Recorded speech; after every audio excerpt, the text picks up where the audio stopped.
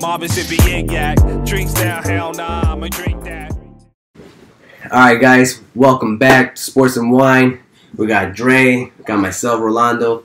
We got a special guest tonight. We got Thomas. That's me. AKA T-Rubble. T-Rubble. Yeah, Never been called that in my life. I don't even know how that happened. But we got a special episode. It's gonna be strictly wine. We're gonna be learning about wine. Yeah. From Thomas, man. He's a somm, second level somm, right? Yeah. Go ahead and explain what that is. Yeah. Well, the Guild of Master Sommeliers has 4 levels, and the first is the intro, which has a 90% pass rate, and then the second makes me a certified sommelier. Yeah. And it's just like it just takes like $600 in 2 days, and you can call yourself a certified sommelier. Which is just pretty much levels to wine knowledge. Yeah. Yeah. Exactly. Exactly. And then there's the final one, which is a master sommelier, and there's more astronauts on the planet than there are master sommeliers. Something that I'll never reach. Wow. No. The third step's like in between. Yeah. Wow. No, because you got to know a lot. You got to know your geographical history, right? Yeah. You got to know cities. You got to know weather. You got to know good vintage years. You got to know a lot that goes into being a wine expert. Right. And a lot goes into making wine. Yeah. The viticulture aspect of it. Exactly. That we talked about. It's crazy. We're hoping to get some of that knowledge from you, share it to our viewers. Definitely, man. I'm just like I say at work. I'm literally here to serve, and I'm excited to learn from you guys too, and learn a little bit about like sports and wine and what you guys are into. And yes, because sports and wine go together. You know. Yeah. I feel like the Romans started that when they used to watch. They used to be gladiators and stuff like that. The king or the prince and everything. The royal family used to be up there just drinking their wine. Yeah. You know, and watching the things go down.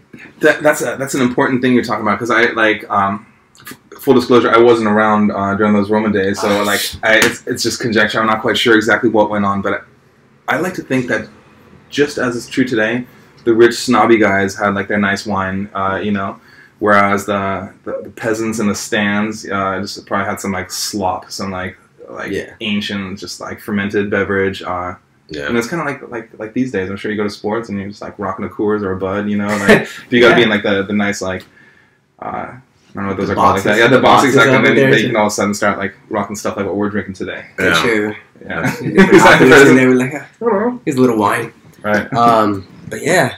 So what are we drinking here? Let's start. Oh yeah.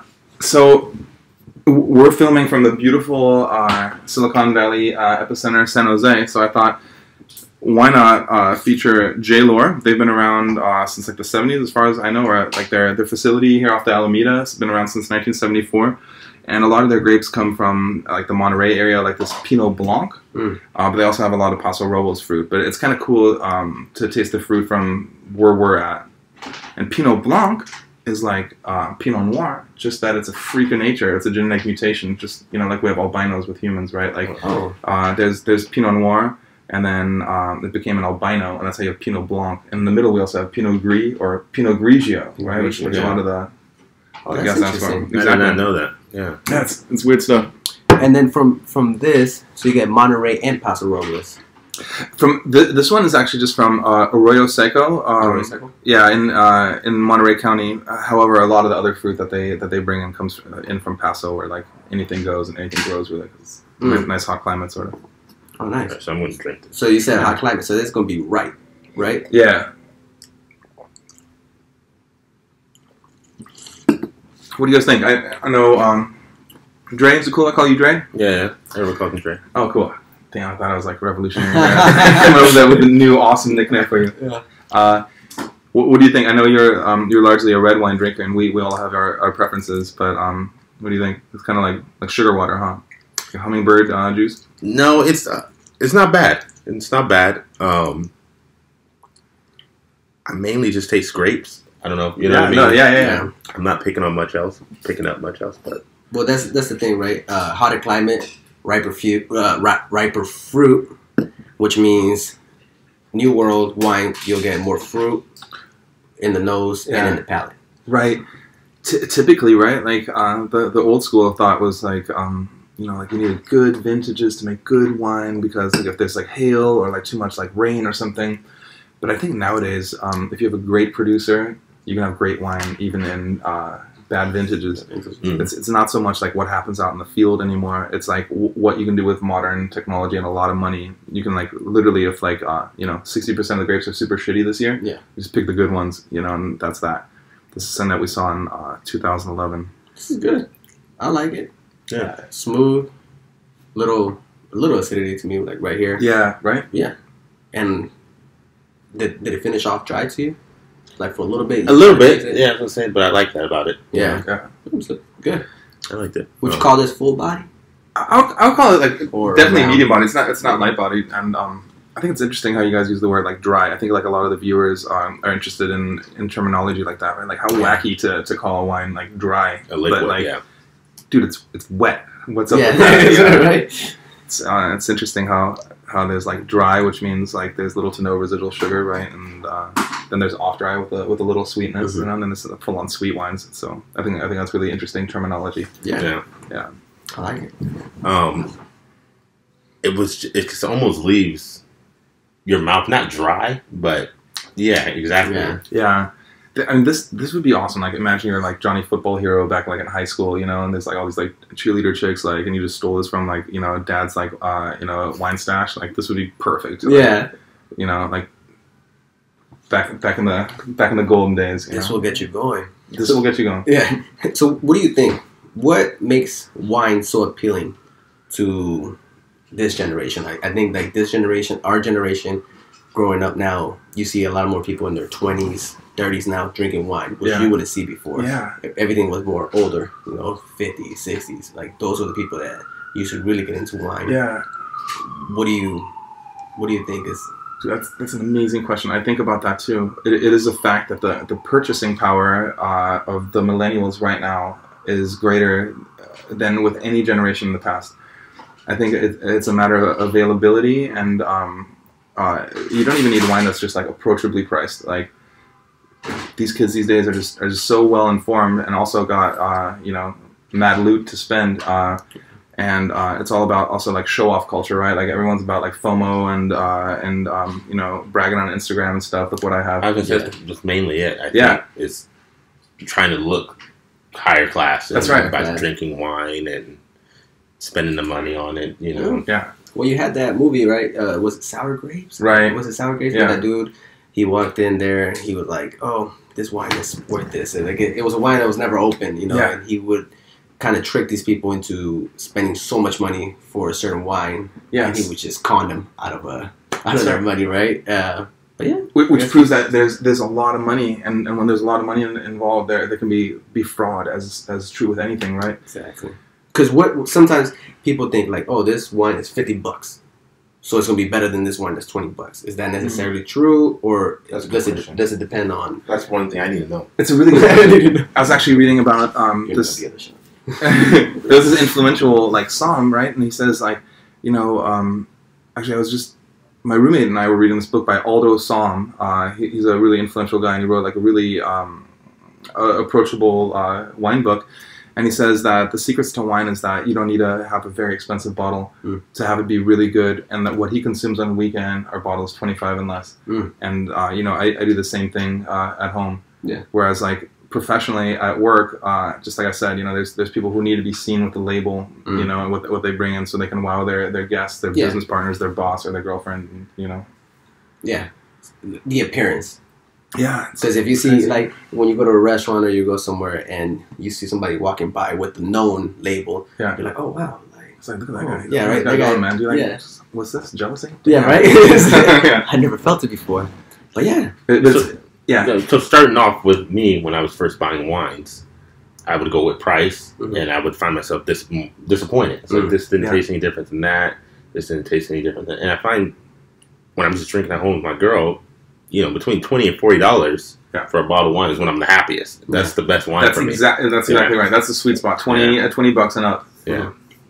as is true with anything in life, you get what you pay for, and we all have our own preferences. Like, you might be like, more of a fan of reds. You might be a total wine nerd who will like anything. Anything right now. Exactly. It's all for the knowledge right now. The liver will forgive me. The liver. Grab a bottle opener. We'll get a bottle opener. Yeah, we're gonna switch out. What do you drink next? What are you thinking? What do you feel like? We went red. We went white. So should we switch on for something light, like a light red? Well, I got one more white here, actually. Oh, let's do it. Yeah. Okay, cool. Dre, we just spoke about Pinot Blanc being a genetic mutation of Pinot Noir. I also have a Grenache Blanc, which is a freak of nature from something like this, like a Rhone Valley Grenache. Speaking about Rudy, he was the guy from Sour Grapes who duped everybody and like made fake wine. Mm-hmm. A lot of his wine was sold at Spectrum Wine Auction. And Spectrum Wine Auction actually sold his wine for a long time. Yeah. And then some people, get duped. Yeah, they just spend a lot of money on wine.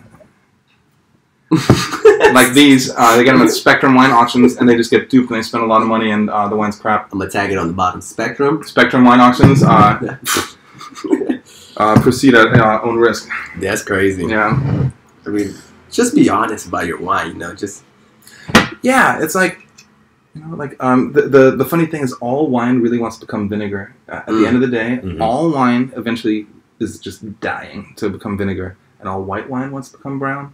And all red wine wants to become brown one day. Like white wines, as they age, they get darker, and red wines get lighter. You just gotta catch them.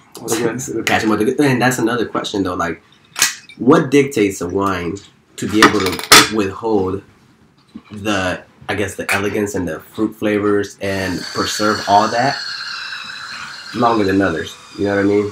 Like, what makes a 2015 hold better than the 2016? I don't know the answer to this, but I noticed that white wine doesn't last as long at all as red wine. That's exactly right. Yeah, I've had a red wine or white wine that was like 2011, 2012. Yeah. It was bad. Yeah. You could just tell. With the red wine, same year, it was amazing. Yeah. It's really interesting that now, because we can just go on the internet and read, like, we know, but back in the day, they didn't know what was up and what made a wine age-worthy.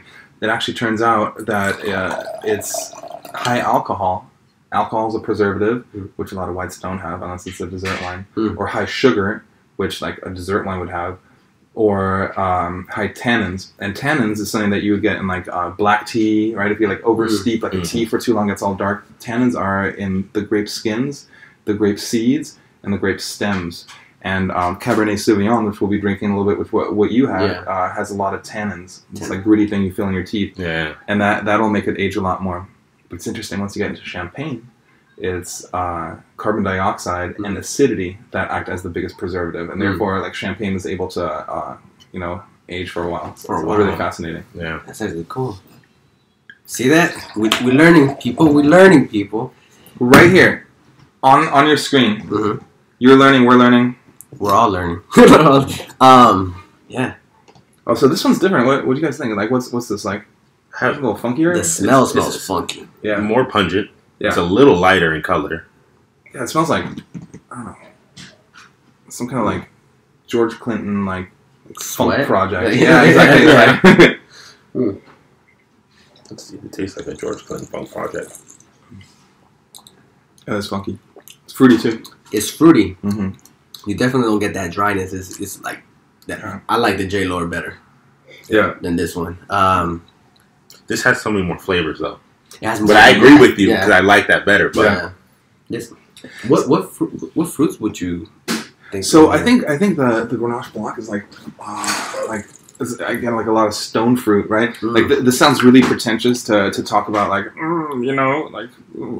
peaches and apricots, but how can we describe and discern between different wines and differentiate them if it isn't for descriptors and adjectives? You have to have them as stupid as it sounds. So the way I would describe it is funky, but it also has super ripe, like kind of like peach and like these like yellow flowers. Like it's highly aromatic. Aromatic, that's the word right there. Yeah, it's definitely an aromatic wine. Fun fact: most wines are aromatic, except for Chardonnay. As I finished that was good. Right. Yeah, as I finished that. And one thing about the smelling and the tasting too, right? Because to me, it stainless steel or right. So you, depending on how they what's it called? Depending on what kind of barrel they use and stuff like that, you get the different bodies and the flavors, and I think that's the thing that I get in the mouth. You get a little that's definitely. It's more true to nature, like you said, like we were talking earlier about like what you can be doctored up at the winery, right? And like this right now is like exactly how like the wine gods high atop Mount Olympus wanted this to taste. You know, it's just like there's not much going on at the winery. It's just neutral stainless steel.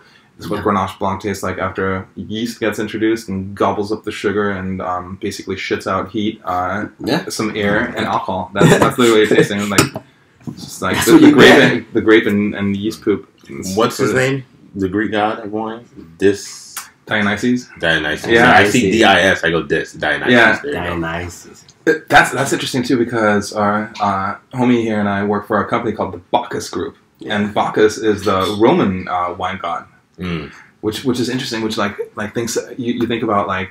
The company we work for is obviously like centered around wine from the get go, you know. Like, everything's wine there. Yeah, and I walk in there right, and I'm like, man, I worked at another place, had like 120 bottles of wine. I'm like, I know my cab, I know my Pasmarolas and stuff like that. I walk in there, and they're like, Bordeaux, right bank, left bank, Barolo, Armoni. I was like, man, slow down. Yeah. I was like, slow down there. Like, you have over 1,000 wines. I know you guys' place known for wine. Yeah, I didn't know that. It's like renowned. It's crazy. Like I thought it was a brunch place. It's not. It's a restaurant. It's like top tier. Like, it's got the most important distinguishing factor of the restaurant we work for is that it has a grand wine award. And this is a title bestowed by Wine Spectator magazine. They have like 1 star or 1 glass or 2 or 3, and they have 3. And there's only about like 100, 110, 115 restaurants on the entire planet who have that kind of clout, right? And from what I understand, the Village Pub in Woodside is in the top 80 of all wine lists on the planet. So it's like literally world class. How can you never invite me? Because I gotta learn more, man. I gotta learn more, man. And it's crazy because wine is, to me now that I'm learning more about it, as I learn more, there's still more to learn. You know, it's always developing. It's always like you'll never. I don't think you can ever not keep learning about wine. I don't think it stops. It does not stop. You learn every single day. Today I was at J. Lore Winery in San Jose. And I was hanging out with the chemist there. They have a lab, you know? And she was telling me about how sometimes my guests will go like, oh, I'm allergic to red wine. And I'm like, you can probably imagine what I think, you know? Sure, you're allergic, you know? Like, we get a lot of people who say, like, they're, like, gluten intolerant and, like, you know, they're, like, pescatarian vegans or whatever. Pretentious customers. Yeah, exactly. But she was talking about how red wines have histamines. Yeah. And I had no idea about this. I had no idea. And so you're allergic to red wine because there's histamines on the skins, and red wine has more skin contact than white wine. Yeah. So that could be a thing. Yeah. That's probably what it was. Yeah. That's crazy. Yeah, it gets even crazier. There's a thing called saponins, which is a waxy layer on the exterior of grapes that also you get in like legumes like beans that people are allergic to. Like my girlfriend is allergic to red wine. And I was like, but she's right. We're gonna keep it with the Chardonnays then. Yeah, exactly. That's crazy. I know. You learn something new every day. Yeah, crazy. Now I can't be like, you liar. Let's try some of this red wine. Yeah, let's try. I got a quick question. So, sir, I'm not sure if this. I'm not sure if it's in the shot. Somehow. Oh yeah. You poured this. I'm just gonna ask a question. You poured this earlier. Yeah. To decant it. Yeah. You want to explain the process of that? Yeah, gladly. Thank you, Melinda. So the thing is, like, for many years I didn't decant. Right, but then I kept on hearing about a wine being tight, you know, because it is a live organism and it really has had these bottled up feelings all these years. And the reason sensitive. It's sensitive. That's right. The reason we swished around the glass and in the mouth is to introduce a little bit of airflow, and it really does make a difference. Like there's a lot of people who drink whiskey and they swear to, you know, like if you have an ice cube or like 2 drops, it opens it up. It is actually true. Like just happy. So no, you. So this is by far the most expensive wine we have here. So over $200 for a bottle. Yeah. How long would you let this decant for? The 2012 Chapelet Pritchard Hill Cabernet Sauvignon is from an amazing vintage. 2012 was like literally they said for the longest time the vintage of the century. Yeah, I remember that. Yeah, it's crazy. This guy could last 20 years plus. You know, like we got some bottles right here from the south of France. Like this one's year 2000. So right now we're in 2020. That's 20 years old. We got the 2001. It's 19 years old, and these are a little bit over the hill, but it's interesting to try anyways, just to see what happens to the wine. Difference. Yeah, but that one can last forever because we talked about what makes a wine age worthy, and that's high alcohol, which this has. Yeah. And a lot of tannins, which Cabernet Sauvignon has. How much is that? Like 15%. 15%? Yeah, 14.9. Oh yeah, that's crazy. Yeah. Yeah. For a You cab, can smell it. Yeah. You can smell it. Like, there's not a lot of wine you can smell the alcohol, And but I smell it. right, we talked about the color, right? And then you said something that was intriguing. That you said this is a mountain fruit. Yeah. All right. So what the deal is with that, and you know, I'm still learning too. But this is from a mountain in Napa Valley called Pritchard Hill, and there's different ones. There's the Macamas Mountain Range. There's Spring Mountain. There's Howell Mountain. You know, there's different mountains. This one's Pritchard Hill, and mountain fruit's amazing because there's supposed to be more depth in mountain fruit. As it's elevated, there's more exposure to direct sunshine, which would make the fruit more full. But it's also in the cloud line and like fog, and it's a lot colder up high on mountains. Yeah. So this is kind of like harmonious balance between what a grape really needs to prosper. That's nature at its finest, right there. It's nature at its finest. I hate the thought of like this is the most expensive wine, but it really is like sometimes like you know you get what you give. Yeah. And if you pay for something awesome, like imagine these guys can't like just be mowing down these grapes with like a tractor. Yeah. There's no mechanized harvesting. These guys have to pay people to pick them by hand, you know. And that's the thing we where were the just money talking about earlier, right? It's like, how do you differentiate between paying $20 and then paying $200? Yeah. Well, it's this crazy. is like you are literally paying for the experience. That's right. Of you tasting those fruits that are elevated up high, Yeah. the process that they're doing, which is completely different than from somewhere that just manufactures a lot, Yeah. and just because of the name, they want to upcharge. You know? Exactly. Yeah.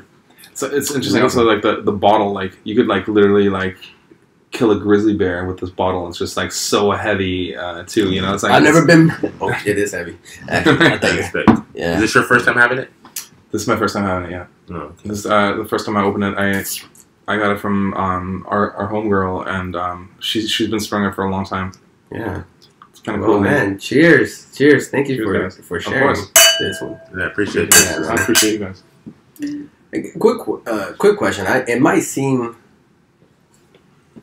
It's gonna be weird if you ask the question I was about to ask, but I think Are you talking about the legs?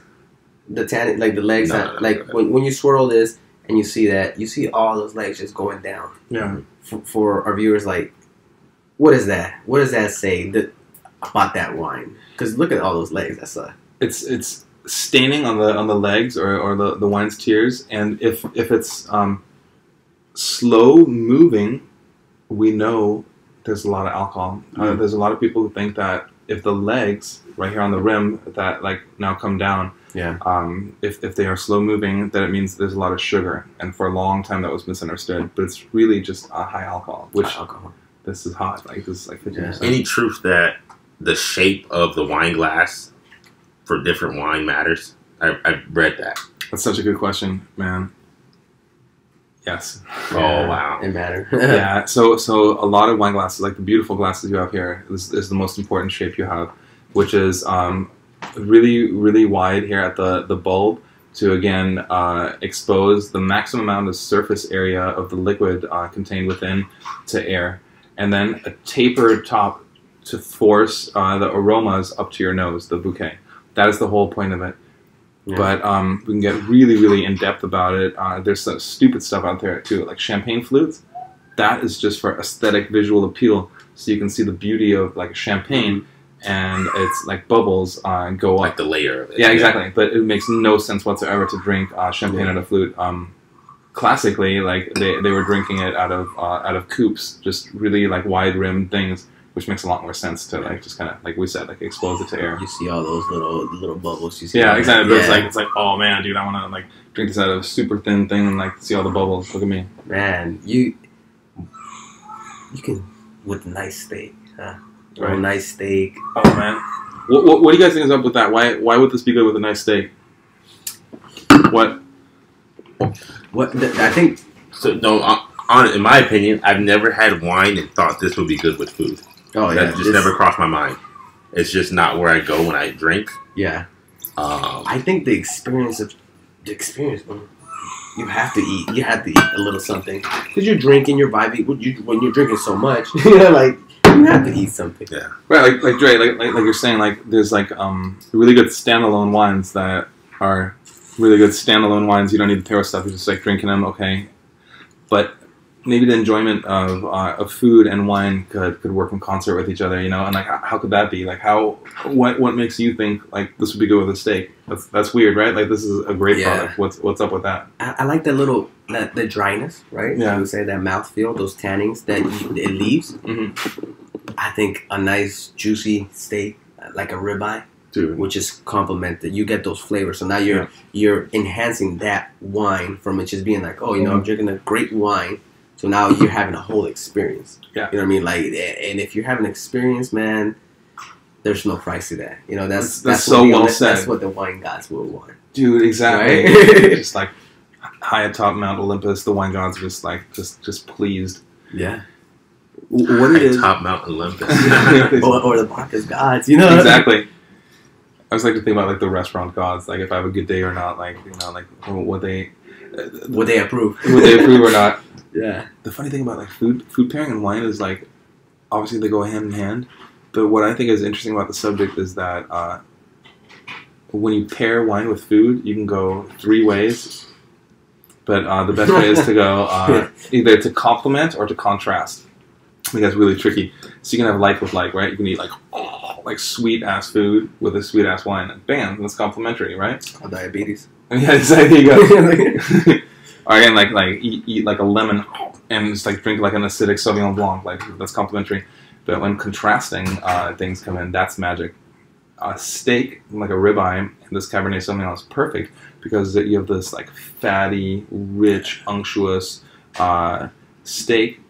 And then you need something with a sharp, balancing acidity to cut through that, right? And like kind of like palate cleanse, and that's where that's at. People ask me all the time, like, oh, well, I'm having a halibut. Like, what do I eat? You know, it's like, but at the end of the day, it's like, dude, like, just pay for what you're drinking and drink whatever makes you happy, and my job's done. Oh man, that's all that matters. It'll be an experience, yeah. Yeah. Well, we were talking about this, like this is learning from Thomas and stuff like that, right? You get these Sauvignon Blanc, right? You get the bell pepper. Yeah, that's right. Known from, right? And then you get wines from Germany, Gruners, which means everything green. So you get more vegetables, vegetable peppers and stuff like that. That will complement the salad. That will complement something that has broccoli or something. You know, that kind of hard stuff. And I feel like go out there, enjoy a nice wine with food, man. You know, and it'll change your perspective about wine. Because yes, drinking wine alone itself sometimes can be hard, and you know what I mean, like especially if you don't like wine and you barely get into wine. When you pair it with food and you make it an experience, you'll see. I love the way wine tastes. It's just this is just me. When I drink, I don't eat. I'm done eating. So it's like a beer. I'm done eating. Yeah. Like I can't go to a basketball game, have a beer. It's just not how I get down. Right. But I'm giving it a try. Give it a try. I'm going to a nice steakhouse this weekend. Yeah. On Thursday. Oh damn! You should probably have Cabernet, right? Yeah. I'm gonna ask your lady's favorite wine, the Merlot. That'd be pretty. Yeah, so I should go with a nice Cabernet or Merlot. Yeah. Merlot. So this is interesting. You just mentioned like a sport called basketball, and you mentioned wine. What's up with wine and sports, anyways, guys? Like, tell me, because like honestly, like you guys are probably thinking like, "Whoa, dude, Thomas is probably like a sports expert," but I'm not. No. No, so, yeah, I think our idea was we wanted to do something we like to do, talking about something we love. Yeah. And most of our nights, we'd be drinking, watching a sport, whether it be MMA, basketball, football. Yeah. We don't talk about football anymore, but yeah. Yeah. What's up with that? Niners happened to lose, but Super Bowl. Oh yeah. So someone was happy, someone was sad. It's rough. It's really rough out there. You know what was good with that loss? What? 3 bottles of wine. But yeah. So it just made perfect sense. And no one else was doing it. You know what I mean? It's not like what's the thing everyone does? Like most people, like we were talking about earlier, young people, most people drink wine. Yeah. It's not like some older person thing now. That's right. Yeah. So. That's right. And once you get a little bit of wine and you're watching sports and you're debating sports and you're talking sports, man, that's when you get the best conversations. That's right. No, now we'll go back to the pairing food with wine. Pairing food with sports, you get a whole experience now. You know, this is going to get really interesting.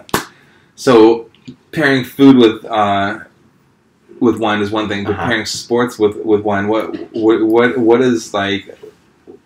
What's in the back of your guys' brain when it comes to this? I want to know. Let's do it.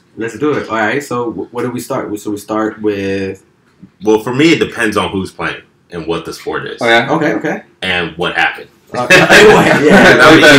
mood, the feeling, the outcome. Oh, the outcome. Yeah. Because if the Eagles just lost, I need something like this. That 14.9. That's right. And taste is not involved. Right. Yeah. But you know what I mean? Before the game, I definitely want something, or during the game, I want something smooth, something light, something crisp. Almost refreshing, you know what I mean? That's he used to get on me all the time, because I would actually put some wine in the fridge. Because you drink football, you drink a beer, cold. Right. You know, football songs, hot days, basketball's hot. So I would put in the fridge, relax, this. I wanted the Christmas. I only got at him for one reason. It's red wine. So we know 58 to, was it 62? That's that kind of balance that you want to have a cellar. Right. A cellar. Right. Is 58? You can also do like 52 to like 58 is like, in my opinion, is like the sweet spot. You can, here's the deal. You can have it at any constant temperature and it's fine. It can even be like 72 degrees as long as there's no temperature fluctuation. But the funny thing is that's where the problem is. Then you shock it. That's right. Okay. You don't want like an up and down. The funny thing is like people always say like store at room temperature. That came from 1700s like British chateaus when they just had like winds like howling through their like estates and their manors, and it's all like just like stone walls. And room temperature was like, room temperature was freezing. Yeah. Nowadays, like we spoiled Americans go like room temperature. What's that like? That's probably like 72. Yeah. Well, that's I think it was this one. One of the wines now it actually tells you in the back what the perfect temperature for that particular wine is, which to me was interesting, because I thought it was just like a to the temperature to drink it at or the temperature to store it at is another thing, right? Yeah. Store it at. So I just started getting into, I was more for the taste and the feeling. Yeah. Not the taste, I mean more of the feeling than the taste. Yeah. You know what I mean? I wanted something cold and relaxing. Mm-hmm. What do you mean the feeling? You're trying to get drunk or what? Because you're watching sports, I want a nice buzz going, and I also don't want to be hot. Yeah. You're drinking, this is warmish. Yeah. You're watching sports, you're already heated. Yeah. You want something, like, okay. Yeah. Something cold. Dude, so for damn sure. So now if someone came over to my house and I was like, I would never bring a wine bottle out the fridge like, hey, this is, I got this wine. I wouldn't do, I knew what was wrong with it. Yeah. I was doing was selfish. It was like for me. I like it, man. Yeah. So to kind of like bring this a little bit. Baseball is in what season? Spring. Right, you got spring training, right? Yeah, you don't know baseball. I was like, October. So right. So baseball to me kind of goes with Pinot Grigio. Dude, that's right. That's I think what we call like seasonally appropriate. Seasonally appropriate. You get a little Pinot Grigio. You go out to the ballpark. Yeah. So you're pairing wine with the seasons, with man. The seasonality. We gotta hit it with the season. So every sport's in different season. Yeah. Right. Football starts in the summer. Yeah. Really hotter, summer, fall. Yeah, summer, fall, hotter. Well, yeah, right. Hotter fruits in the summer aspect. In the fall, you want a little bit something more spicy. Yeah, some spicy. So the hotter fruits. What would you guys think if like want to pair wine with ice hockey? Ooh, ice hockey! You gotta go something. That's a good one because you gotta stay warm. That's right. Right? Because it's cold. We want something razor sharp. Yeah. So yeah. And that's not zippy. Zippy, right? Yeah. Damn. I know. Right? We'll warm you up, huh? I was saying, unless you just want to go all the way in with the chill and embrace the chill. Yeah, that's true too. So complement or contrast, right? Yeah. That's interesting. That's what you were saying. I would go contrast on that one because I'm from Nicaragua, man, and the coldest it gets there is 76. Yeah. So I need something hot. Yeah. I need. Give me some Amarone. Yeah. High alcohol. Give me even I don't know. I think a Pinot would be nice too, right? Maybe it would be damn nice, of course. Yeah. All that there's no wrong answer, but you were talking about this wine. This is pretty interesting. I can't believe you bought this, man. This is pretty nice. It's can't pronounce his name. Oh, this guy would be like Luigi Righetti. Who is that guy? Never heard of him. Never heard of that guy. That dude is it's a beautiful bottle. He's the dude that went to Brazil, right, from Italy, and then he came back to Italy, and he became one of the biggest winemaker. Oh, really? I have no idea. My favorite beverages are all from Italy. Yeah, whether it comes from beer, water, wine. It's true. My favorite beverages always come from Italy. It's true. I think Italy has the best beverages. I'm putting that on camera. Facts. Over France? Yeah, no, France, I will say, has better sparkling water, but not better water. See, that's how deep I'm getting with it. It's actually really true. Like we're talking about, like Bacchus, the Italian wine god. Like Italy has a longer history of alcoholic beverages than France. I'm pretty sure that like the cavemen in France were like drinking like water. Yeah, I'm pretty damn sure they were. But I think the Italian ones like were drinking like chill ass water. They were already like marinating their grapes in some water to get some flavor. I was watching an interview where Thomas came out and I forgot what's it called, the show. MJ Vallejo's The Creative Crucible podcast. Very, very cool stuff. Very cool. Yeah, please hit like and we can be up to like 81 views. That'd be awesome. Let's do it. Well, the last podcast I was on was a YouTube series called The Creative Crucible created by my homeboy MJ Vallejo, and he's a very, very talented guy. Does a lot of videography. Videography, yeah. Like vlogs and all that. Exactly. Yeah. He's pretty dope. And like, but this one's interesting because like we get to taste things like, whoa, what is this? Like Raymond Merlot. So we have a velvety label. Yeah, man. This is a new wine we're drinking here. Touch it. I ain't drinking no damn Merlot. Exactly. So on the movie side. No, he's telling me it. Yeah, we're just talking about that exactly. Like Merlot, man. Like, yeah, it got a bad rep for a little bit. Yeah, what's up with that? I mean, do we like it, guys, or like what's up? I'll let you know. Smells good. It does smell good. It does taste good too. It tastes good. It's a little soft. Yeah. If you know what I mean. Like, it's not hard hitting. It's not long lasting. That's true. Well, look at that. Yeah. You can see the finger a No, little bit, it's right? super light. Yeah. No, it's light. Yeah, so we went from a cab, to Merlot, and Merlots are amazing. I like that Merlot. But it is good. It is good. It is tasty. Exactly. Right? Like, and the funny thing is, back in wine world, Merlot and Cabernet, whoo, they're the best of friends. Yeah. They just hang out together. They go to school together. Like play a little b-ball out on the court. Yeah. Like they. I thought you were about to sing Fresh Prince. Playing some b-ball outside of school with a couple of guys. Yeah. They were up to no good. Yeah. No. Right. You see that in French, how they do it. 70% Merlot, 30% Cabernet Franc. Exactly. You see that. They're always like co-fermented and like blended together. Yeah. It's a thing. Damn. They're like Bonnie and Clyde. But at the end of the day, they drove off a cliff. Dude, for the longest, I thought Bonnie was a girl. Bonnie might be the girl. Wait. But Bonnie the girl? Was Bonnie a dude? No, Bonnie's a girl. Oh, Clyde is a guy. She better be. Yeah, Clyde. That's true. Bonnie and Clyde like drive off a cliff or no, they get shot by the police. The FBI. Yeah, they're like kind of like robber people. They were robbing people. Yeah. But did Bonnie and Clyde drink wine? Probably. I'm sure. They had to. They probably had to. No, it was Prohibition era, right? When it was Prohibition? Oh, damn. You could not drink wine in the Prohibition? You couldn't drink any alcohol, right? I thought it was no beer and alcohol. Like hard. There's no alcohol, but there were like ways around it. You can either get wine from a mobster, or you can make it for home consumption, or there's sacramental wine. So in the name of the Lord, you can drink. Yeah, dude. Like as long as you plug in that God. I should know this. I just bought a whole book on Prohibition era. Oh, that's wow. That's cool. It destroyed the wine industry. Like we'd be elsewhere, like in whiskey, like it destroyed us and left us like centuries behind. That's what they said about the beer and the hard alcohol. They didn't mention wine, but I believe it's probably all alcohol industry fucked over. Yeah, totally fucked over. Mm-hmm. Yeah, which is crazy. Can you imagine the advancements if things hadn't been stymied by prohibition?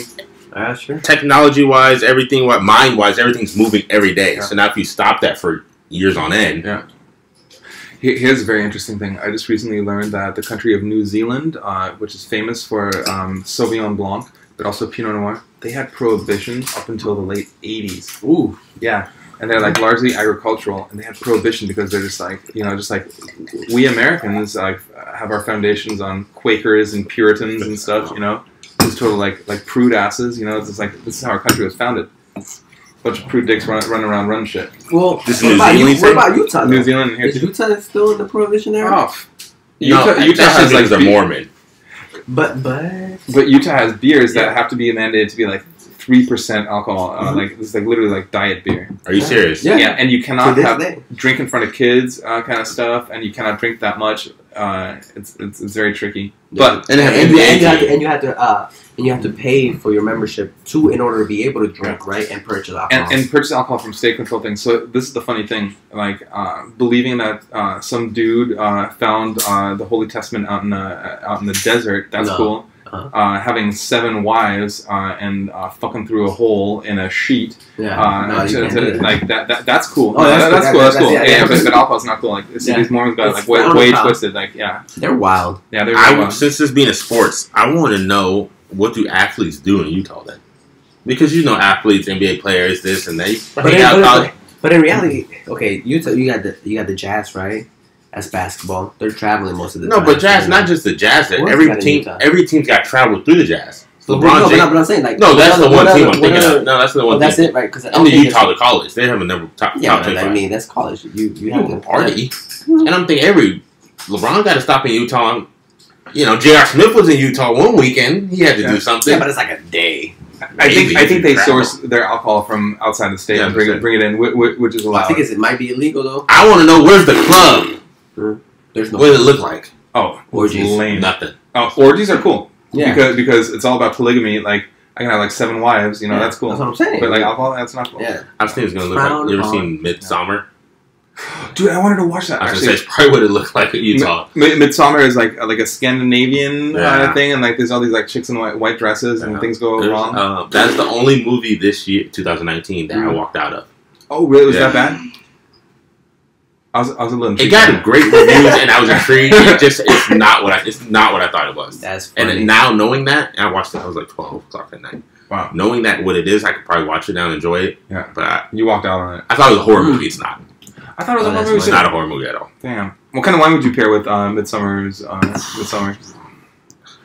Rosé. Oh, something nice and crisp and light, because you go in thinking it's a horror movie and it's crisp and light. That's very well said. That's appropriate. That's super appropriate. Is rosé a real wine? Ooh. I'll ask that. Ooh. Oh, that's actually an interesting. That's really interesting. All you rosé drinkers out there, I was one of you. Not any longer. Is it a real wine? It's more of a juice, huh? So what it is I think you're drunk, but nah, it's just the definition of wine is a alcoholic fruit beverage. So there's pineapple wine, right? There can be apple wine. It's all wine. The grape is just more adept than other fruit added. So the deal with rosé is the big differentiating factor between white wine and red wine is skin contact. And you guys know we're all about that skin contact at the end of the day. But in between white and red is just diminished skin contact. That's it. That is really it. Like, for instance, rosés are made of Grenache, famously. And all it does is, in between becoming the Grenache Blanc we already had and becoming this, there's rosé, just with a little bit of skin contact. That's rosé. We had the Chateau. I haven't drank mine yet. I was waiting for him. What did we just pour here? We just poured the Chateau Montanana, and I drank that like it was nothing. Yeah. Dude, that's a very, very, very, very, very. I was waiting for the fish and we talked about. Very important winery. This put Napa on the map. Yeah, in the French blind tasting, right? That's exactly right. 76. Yeah. This beat out the French who have paved the way for us, and then we Northern California people and came in and just fucked them hard. What made, or what is the advantage of French wine? Or was there really an advantage of French wine compared to California wine? Or it was just that it wasn't imported as much? So, dude, that's such a good question. There has to be an advantage. So what could it be? Like, Climate, are we more? maybe? You're right. Like, Yeah. exactly, climate. The French have an amazing climate, but Napa is brand new. Like, see, the French had to figure out for like 500-600 years Yeah. where and what grows best. Yeah. And in California, we just copied them, in the 70s with all this modern money, and we just perfected it. Well, so I was reading a book, and it said, why would you want to go and make your own mistakes to try to perfect your own thing? Learn from somebody else's mistakes that already has happened, and then perfect that to your advantage. Yeah. So is that what California kind of did with glass? And I think so. yeah. And, all right. So this is another question, right? So we talked about different barrels and different aging process, right? So California barrel, it has coconut flavors, dill flavors. Yeah. French barrels has vanilla and spices. Yeah. Right. So That sounds way better. right, yeah. Just up my. I'm not. It sounds great. You're right. But not every California wine uses California barrels. That's right. They use French barrels. All right. So, as a wine buyer, how would you know what kind of barrel they're using? It's very hard. It becomes very tricky, but it's supposed to be exactly what you said. American oak is supposed to be more rich in vanillin and coconut and dill, whereas French oak is more expensive. So more expensive wineries should use French oak. French oak, yeah. Which has more baking spice, clove, cedar, nutmeg, allspice. You name it, Werther's Original, whatever. Yeah. But it's also like a status thing again. Like wine is all about like status is another thing. Like they use very small French oak. The thing is, like with oak, there's so many things. How big is the oak barrel? If it's 225 liter foeder, that's normal. But then we talk again about like the liquid that's exposed to air. It's also about the liquid that's exposed to barrels. If it's a big barrel with a lot of liquid content, it's exposed to less oak, right? Mm-hmm. Because we're talking about like the surface to oak exposure ratio. And now we're talking about is it American oak? Is it Slovenian oak? Is it Hungarian oak? Yeah. So you really don't know that. Stainless steel. You really don't know exactly. Stainless So you steel. don't know. You'd have to Google to know this or stuff. neutral oak. Well, Or go to. there are people who do know, and there's things like neutral oak, which means it's been used, so you can barely perceive it. Then there's charred oak. They kind of burn the inside of the oak barrels, and it could be a light toast, a medium toast, or a heavy toast. That gives it a thing. And then there's tight grain, or not tight grain, which is like the grain, like the lines and grooves in wood. If they're really tight, they're less porous, and they absorb less of the they let less air through, and they absorb less of the wine, but they create more of a oak flavor. And if it's wide grain oak, that's the opposite. So because a lot of, I'm just gonna ask this, a lot of our fans or followers, followers, Jesus Christ, subscribers are sports guys. Yeah, and they're gonna say this wine shit's a bunch of bullshit. Yeah, you taste this wine. Like, and if you made it this far, we appreciate. Definitely appreciate you guys. Everyone's gonna make it this far. You guys are a bunch of nerds watching this long. Like, and if you're intrigued, yes, we get. I appreciate our fans because we get you guys are consistent. You we guys get about 100 views a YouTube video. Dropping those likes, dropping those comments. So nice. Vocal. What do you say to people that says you're being pretentious, you're being a snob? Like, wine is wine. The Cabernet, obviously, people can tell the difference between a Merlot and a Cabernet. Yeah. But when you say this Cabernet was, you know what I'm saying, the different swirled in this cup and a different oak thing, and then you let it breathe. Well, that's one of the fun things about working where we're working at the Bacchus Company, and the training and the teaching that they give us. Now, obviously not you, because we all learn, right? Oh yeah. But the teaching that you get is like, we go through the side of it, the smell of it, the taste of it, what we taste, and then through that you do elimination process. So you kind of narrow it down. Where could that wine be from? What that wine? So is it almost that you need those side? So how can you tell by those side by sides? The difference of like French oak, American oak, and all that stuff. Man, Experience. experience, right? Like a lot of people say you have to keep drinking, but I say it sounds a lot better if you say you gotta keep tasting. Tasting, yeah. Yeah. Revisiting. Yeah, and like the like I always like people, in particular, the ladies that the ladies out there in the wine world that are into swallowing as opposed to spitting, you know, because at the end of the day, you don't taste with what, you fucking pervert. You taste with your mouth. You don't taste with your stomach, right? So you really don't need to like swallow that much.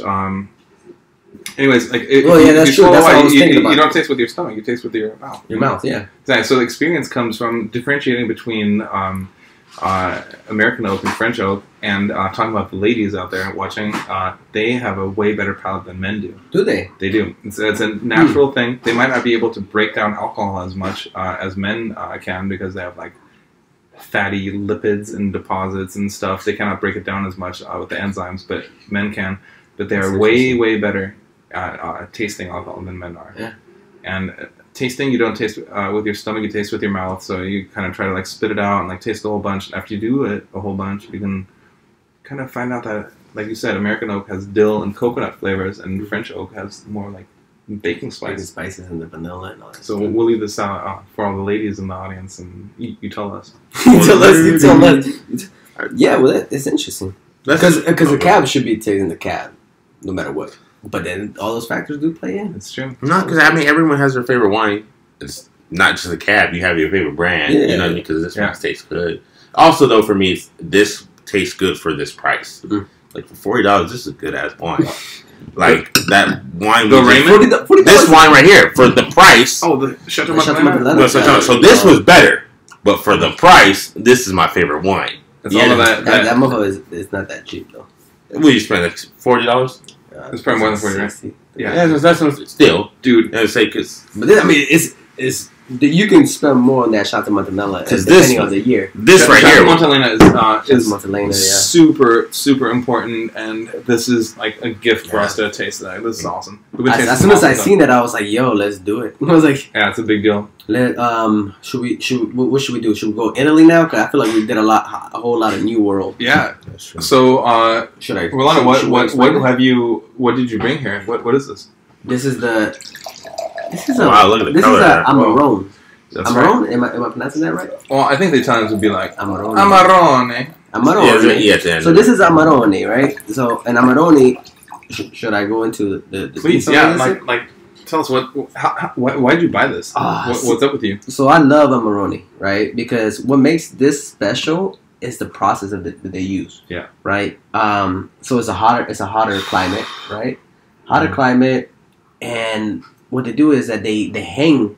Right, they hang the grapes, so they get that dryness. Where's this from? Because we just said Italy. Yeah, we got Italy. Yeah, what is it, north or south? It's in the north. It's in North Italy. So what they do is they hang the grapes, and then you get that dryness. So you get maybe a little bit of raisin. Yeah, right. Because that's what happens, right?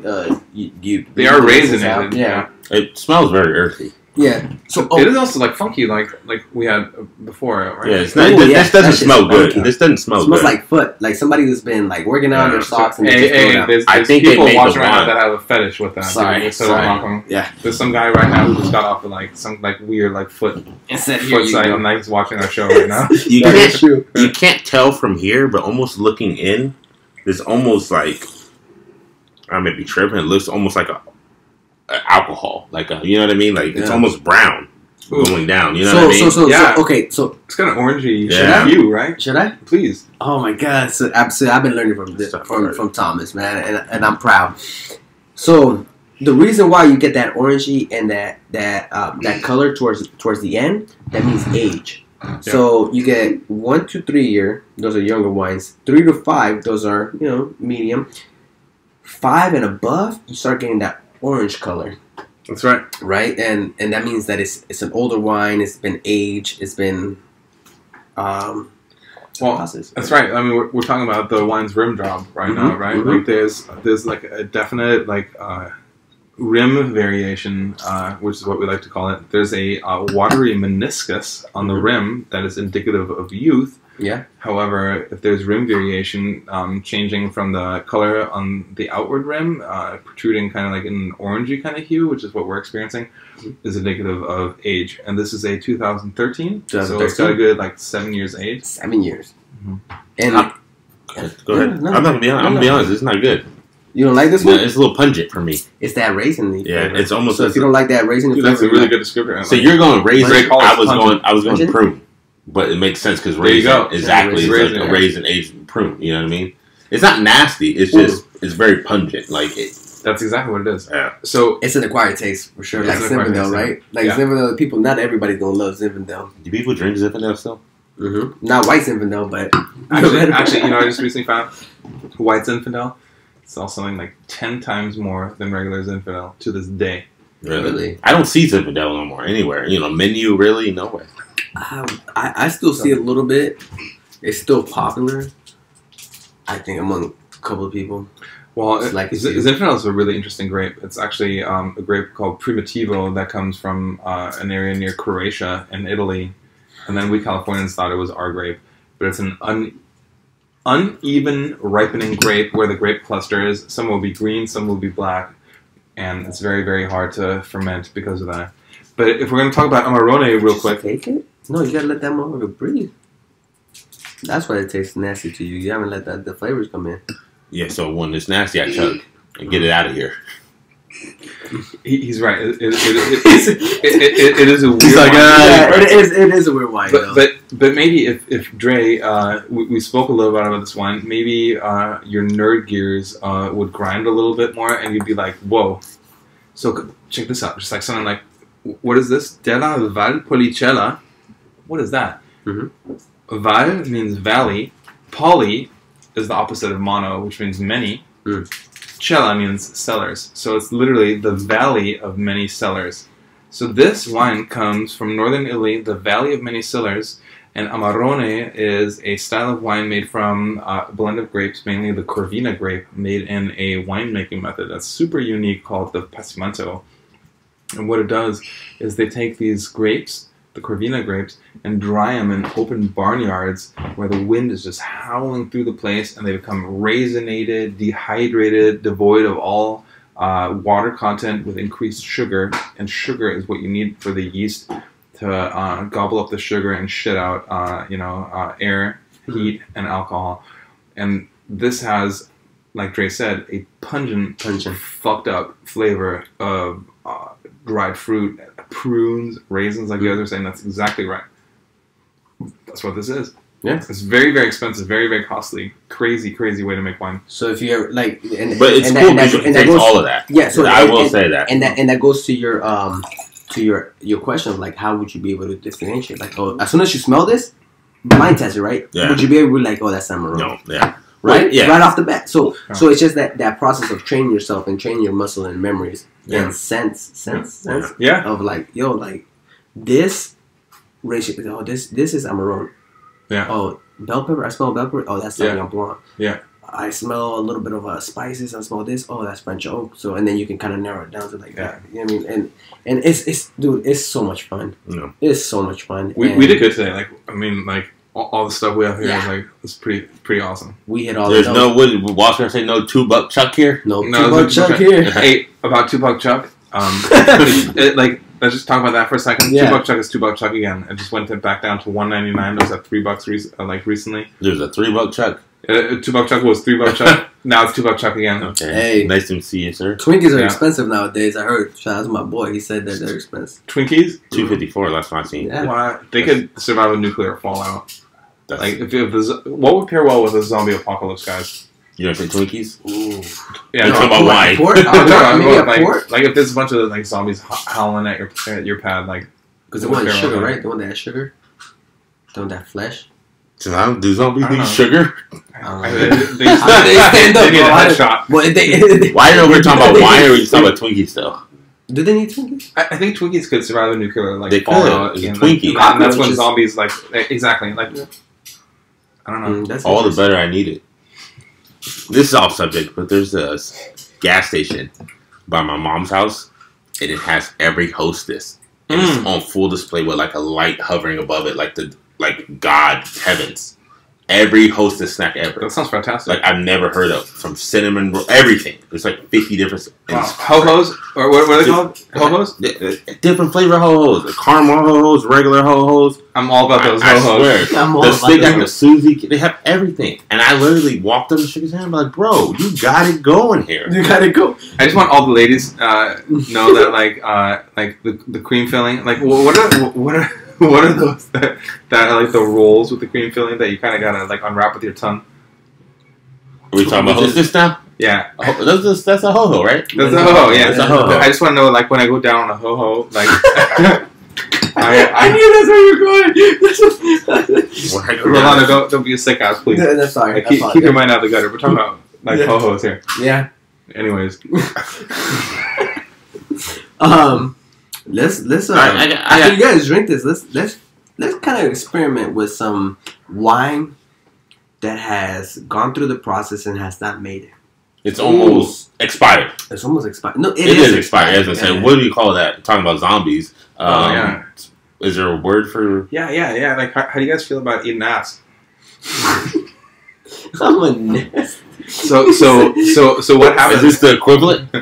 This is literally the shittiest shit you guys will ever shove down your throat gullet. Really? You guys ready? All right, so we're talking about like Randy. We went through all this sour grapes. wine. We had some amazing stuff. Mm-hmm. But Spectrum Wine Auctions, guys. Spectrum, SPECTRUM. That was my question. How do you feel about it? I had a question. I remember. I asked a question after this. Oh. No, go ahead. For now sure. you can't set it up. We're going to have to take some ass. Come on. Exactly. Okay. So, yeah, so I was like, oh, wow, man. Let's get 2 magnums of some Grenache with... permissible is 85% Grenache, and the rest of the 15% can be comprised of Syrah or Mourvedre. Together, they're known as GSM. A lot of rosés are made of GSM, Grenache, Syrah, Mourvedre. So I have 2000 and a 2001 from the southern Rhone Valley of southern France. I popped these with my roommate, Ruben, who's a great wine friend of mine. And this one sucked. It's over the hill. It's shit. This one is over the hill too, but it is reminiscent of the. This one's alright. So they were both over the hill before you opened it. Let's try that one though. So Let's try that one first. Let's try. Let's go ass to like. Let's go up. But then the glass is gonna be ruined. Yeah, let's go. I hear what you're saying. Yeah. That's true. I agree with you. Let's taste the shit. Another wine thing. The glasses can get ruined. Yeah, they can get ruined because I'm telling you, like, I figured now. After I said it, I was like, because the wine recipe was gonna be there and all that. No, it's gonna be there. How does that relate to sports? Like, do you guys have like a sports experience of like? Yeah, like Eagles fans suck. Like Eagles fans suck. Bengals suck. I'd be so offended Browns if I cared. suck. The Steelers suck. Most teams suck, but then you get to the Niners and you're like, yo, like I finally reached not the Steelers. Like, not the Steelers. They suck. Dude, I'm a Pittsburgh guy. Like when I think about like Pennsylvania, I think like, whoa. You don't think of Philadelphia Eagles? Oh no, I think about like Pittsburgh. When I think about Pennsylvania, I think about Philly cheesesteaks. Philadelphia. I think about like relevant stuff there. Kevin I think Hart. about Rocky. Philadelphia. I think about. You're just naming Philadelphia things. You thinking you're naming Philadelphia? No, I said when I think about Philadelphia, the last thing in my mind is I think about maybe the brotherly hood love that they got there. Yeah. But anything besides that sports team, I don't think it's trash. But it's true. That's sports wine. Yeah. Yeah. I don't think they have wine in Philadelphia. You know, like they don't. But I heard all 50 states now produce wine. Like Alaska makes Philadelphia has wine. Alaska makes wine, but Philadelphia doesn't make wine. That's Philadelphia. They definitely don't have any good wine. Should we apologize to our viewers from Philly? No. They know they don't have wine, and they probably they turned this video off a long time ago. That's true. Yeah, that's true. They scoffed at us. Yeah. It's not always sunny. They're probably out there getting drunk somewhere eating horse shit. Yeah, it's horse Eagles went Super Bowl. The guy ate a bunch of horse shit. Yeah, like, that's the type of. When I think of Philly, I think of like a podcast about like what drugs do you pair with like a football game. Like what do you think they're into? Like meth or No, they're not so methy, right? Like that's too like slow. a little bit money. That's too slow. That's a little more Oregonian. I'm thinking. It's got to be something. PCP? No, it's You don't function on peace. No, they don't do. They do normal people. Are these guys like straight like angel dust, like crank, I just want to know, like, if you're to pair like sports with drugs. I'm not offended, but I can see how I could be offended. I can see that shit too. Yeah, I can see where. I'm not there yet. I'm not there yet. I'm not there yet. That's funny. Let's pour this. I like it. Next time you come here, I'm a big ass art piece right there. 5 minutes. There it is. This is the nitty gritty. Oh shit! Do it again. Sorry, I'm spilling all over your thing. It's a table. That's what it's made for. All right. Look, this color is almost reminiscent of the last one we drank. No, it's not. It is. This one's a little more bronzer, but it is orange. Nah, this is brown. This is like vinegar, like he was saying, like all red grapes on the turn to vinegar. Do you guys taste the spice? I'm not drinking this. It's all right. You can drink it. It's all right. I know it tastes weird, but it's all right. The thing is, by definition, it's over the hill. But you taste the spice. It's not horrible per se. Can I get the BGs from this? No, because look, like as soon as you taste, you actually got 24 hours to live, and just make it count. No, so man, you feel that vinegar in the back? That was good. Yeah, but you get the spices at the end, right? You get the little bit of dryness. That spice. That spice is fucking awesome. So the thing about it, Magnum content bottles, like, they are more age worthy. Which is the same thing we talked about, right? Like, so he liked this wine, right? You like the dryness of it? This last one? Yeah, the last one. No. Well, that's be different. I didn't. It was. But you said it was good. Good compared to. I thought it would be nasty. Yeah, that was it. Yeah, and so you could smell the flavors and taste the flavors in this. So then we go to what makes wine a live organism.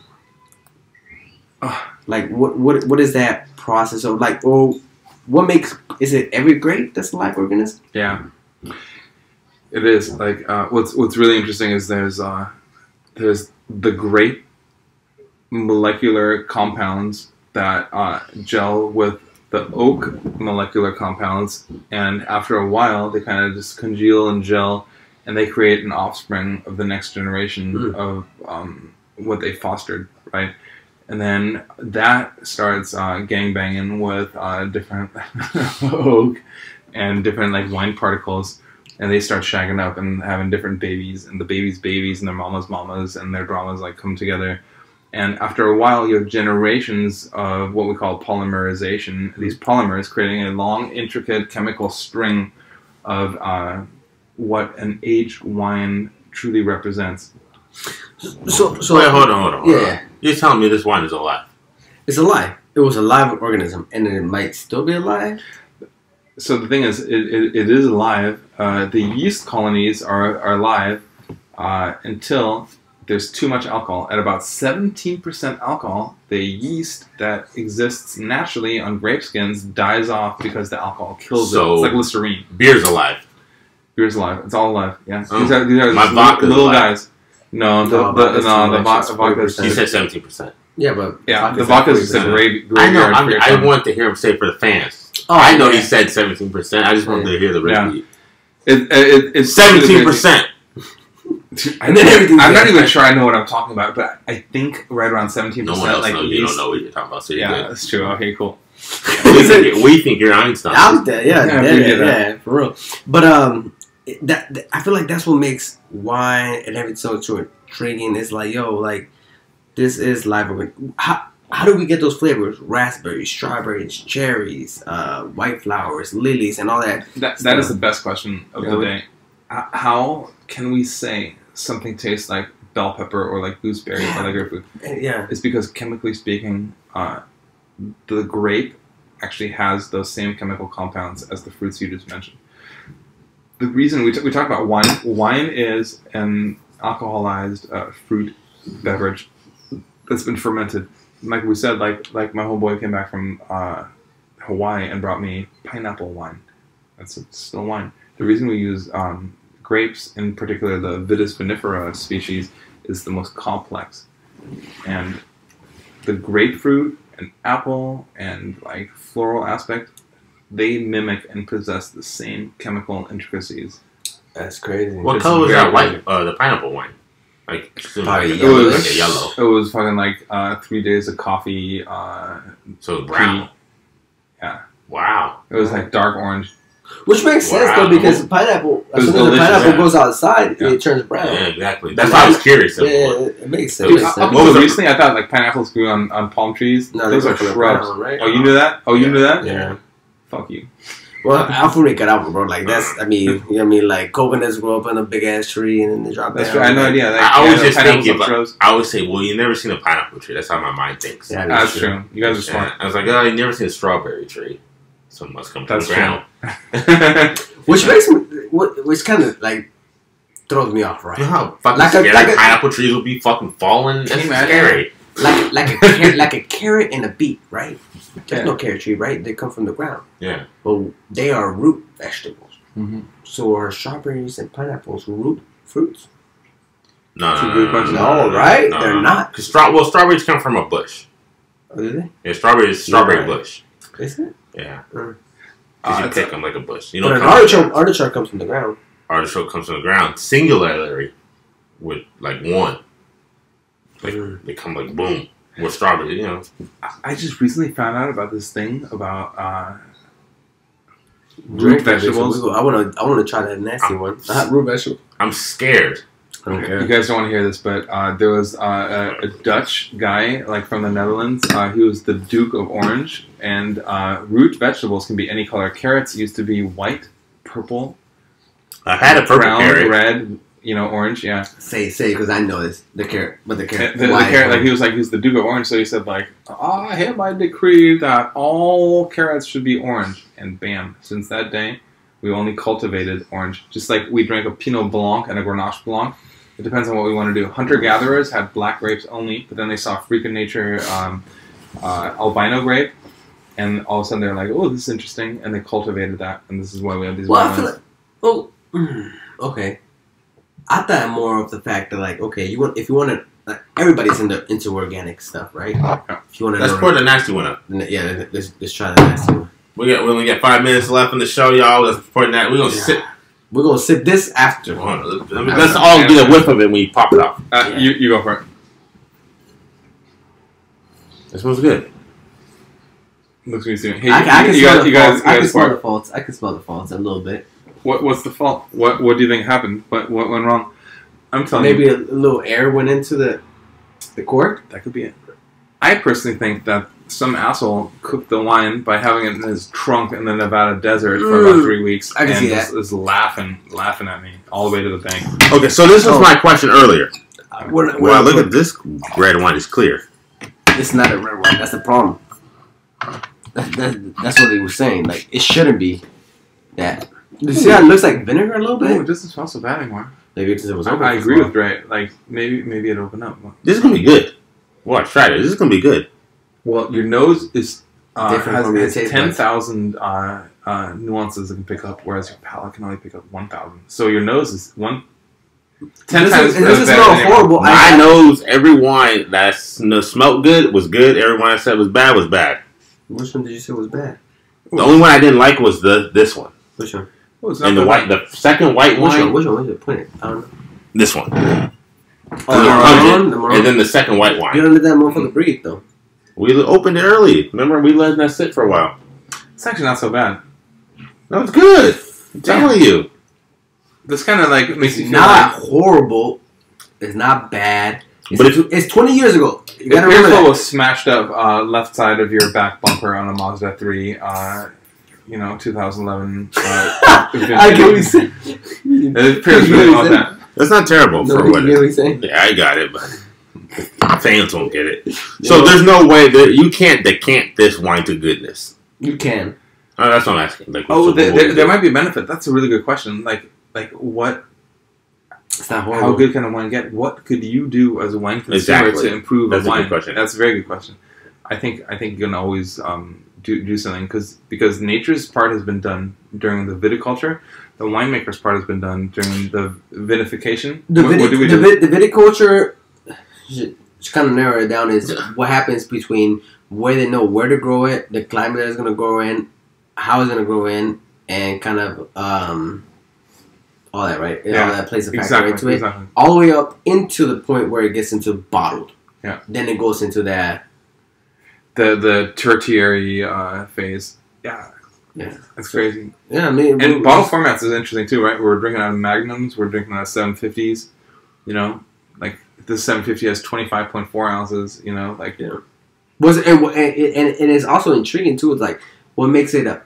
So there's Bordeaux glasses, Burgundy glasses, all-purpose glasses, and then there's probably 5-6 more other glasses. Oh yeah, dude, that you can probably get into. But dude, I just recently found out about like Syrah glasses. I had no idea that's a thing. I never knew. Yeah, that's a thing. But so whenever you go into the industry and stuff like that, and you see a big glass, right, and you only get about a quarter of that glass full, it's not because they're trying to chip you. It's not because it's because the air has to get into the wine and kind of express it. Dude, couldn't they make a bigger glass with that thing down here? But then? You still get the same like amount. A longer... You still get the same amount. They could. Not if you make it wider. But you still get the same amount of things. Though. If you make it wider, you even if you make it wider, Dre's got a huge point. Like just make the thing bigger. Yeah. Yeah. And then the air, you know what I mean? Oh, so you're saying make this smaller where it's gonna cap out, and then make the rest bigger? I'm saying give me more wine. Because it's not worth it going to a restaurant buying wine. If you go to a restaurant and you get up to this much, right? And it was barely new open, you only get this much air, right? Which that's what I'm saying. So you make this wider instead. So you're saying like make this up to where you're gonna give it to me, and then make this wider. Yeah, you remember like the Little John Pimp Cup? I'm saying so when I go, most people go to a restaurant, I don't order wine unless I get a bottle. I order wine. The glass, what am I doing with $20 for a glass of that? Because they only give you that little bit, so you have to get the bottle. Glasses by the what is it? Yeah, so I only buy the bottle, so I'm at $100 before I order my meal. Your man only gets you a glass. Your man a cheesecake, huh? Yeah, that's true. Why buy that glass? No, but that's propaganda. That's yeah. There's not nothing wrong, but that's why you make me buy a bottle of wine when I only want a glass. It's true. Like a lot of times, like people think like they have to buy a bottle instead of a glass because it's better value to buy a bottle than a glass. That's how I think. It's true. And a lot of restaurants are into giving you a discount if you buy the bottle compared to the glass. Not where we work at, because what we serve is supposed to be prime. You know if you buy a glass of what we give you at our spot at the back of the Woodside, not the Woodside, the Village Pub. This is what this is worth. No, that makes sense. Like, I don't want no discount buying her. Give me what I got. You will get quality over quantity. That's right. That's the big game. My motto. Yeah, exactly. Man. I'm coming Sunday, and I'm gonna order up. Y'all got chicken and waffles? No. How do you like caviar garnish on omelets? Yeah. It's a $50 Do you like I do like caviar. Yeah, no, I do like caviar, and I do like fish eggs. Hey, before we get out of here, we appreciate you guys. Thank you for Thomas for coming by, and I appreciate you guys. And honestly, this is not gonna be the last time. Hopefully, he gonna keep coming and keep coming and lacing us up with fucking game, lacing you guys up with game, and hopefully, whatever question you guys have, you can ask under the comments. And let's just keep going, man. Sports and wine. We've neglected wine a lot. We've done a lot of sports, and now let's just bring it together. Let's bring it in. You know what I mean? Like that's right. Like there has to be some kind of happy median between the sports world and the wine world, because I'm pretty damn sure that there's a lot of people out there that are drinking a fuck ton of wine while watching a fuck ton of sports. Yeah, exactly. And, who are we? We're the ones who bring it to the forefront. Exactly. That's and sports and wine, man. Don't be shy. Don't like. There's no stupid question. There's no such thing as stupid question. There is. If you have a question, just leave a comment, bro. And give it to the boy Thomas. I ask a lot of questions. Trust me. Sometimes I feel dumb. I'm like, I'm like, yeah. What is this, right? But if you don't ask a question, you're never gonna gain the knowledge. At the end of the day, and, I'm a firm believer. If I have a stupid question, I won't ask it. Well, sometimes you have to ask it, bro. You have to ask it. Sometimes, like, kidding. Like, to me, it's like, why did I not know supposed to fucking Super Bowl? I don't know, shit. Gotta find Google. I mean, how often have we reversed our cars out of tight driveways, right? Like, we do it all the time, but sometimes we smash up our 2011 Mazda 3. So we got to tell story, right? Anybody that's made it this far, right? I swear to God, we appreciate you. It's gonna be us. I'm gonna try to like cut this shit down or whatever, right? My boy Thomas came out here from Campbell. My boy Thomas is from Germany. They're driving on the other side. I'm better now. So what happened is I just watched Jojo Rabbit. Somebody literally left the car here in this apartment complex overnight. They couldn't tow it because they didn't have a private towing company to help them out. So they put some fucking like they put some what's it called? You a long story. Basically they put some gate, right? Like a gate. My boy hit this shit backwards. You know, like boop boop. Backing out after Rolando told him, watch out for the gate. And he hit the gate. I didn't listen. Rolando's like squawk squawk squawk. I'm like, and I'm just like, I'm gonna smash. If I want to smash, let him smash. I want to smash. Let me smash. Who are you, dude? I just want to smash. Man, cheers. We appreciate it. This was a fun episode. This is the drunkest I've ever been with Sports and Wine. Yeah.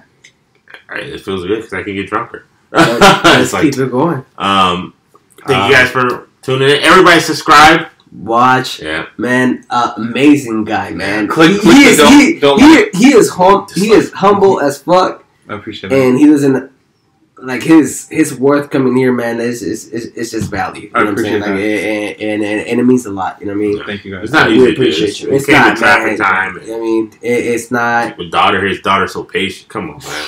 Oh, my daughter. Man. Oh, amazing. Shout out. Yeah. Shout out to. We got a little 7-year-old here, and she's been playing with Dre's kids stuff.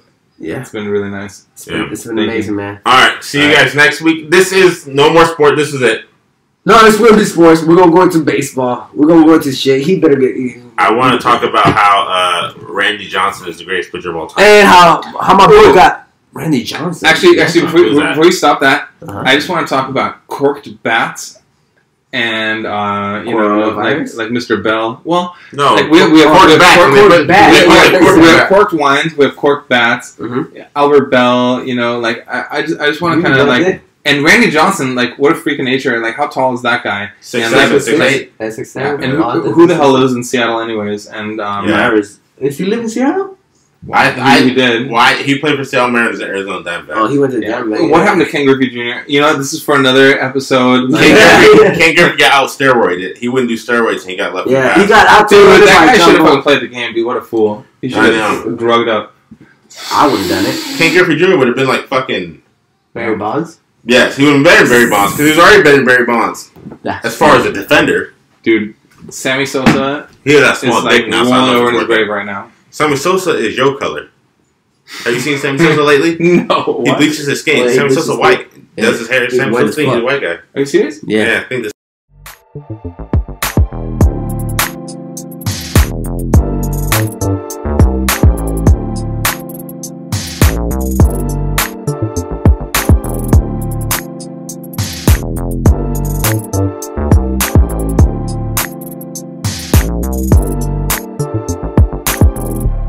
She like to mob and shaking and move.